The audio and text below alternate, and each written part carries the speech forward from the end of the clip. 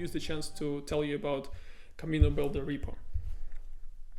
So in here, you can see some menus, some things you can navigate. And if you go to one of these, like NFT, for example, you will see a detailed tutorial on or how you create a project, how you clone the repo, and how you go through the whole process. So some of the examples here are going to be covered now, but there is much more than that, because there is a lot of educational material. There's also a setup which describes what you need to do step by step. So if we go to setup branch, we should be seeing all the setup. And when you will be developing, I hardly recommend that you don't start from scratch. Don't create your own project, because that would be like reinventing the wheel.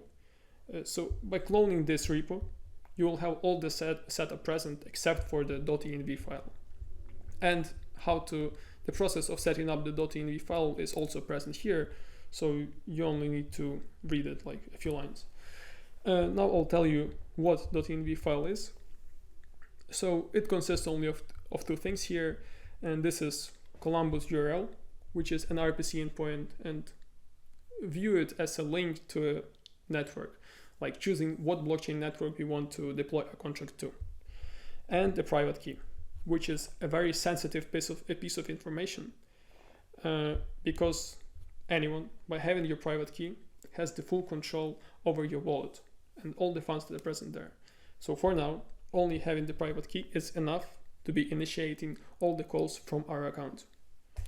And now I will show you how you can retrieve a private key. I have some dummy accounts here, and we will go to our Camino wallet. We will first log in using the private key.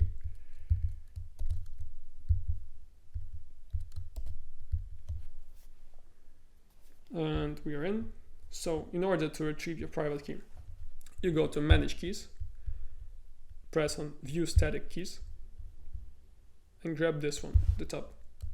And as you can see, it matches the one that we used when entering this account. Yes. Okay. So let's go to hard hat.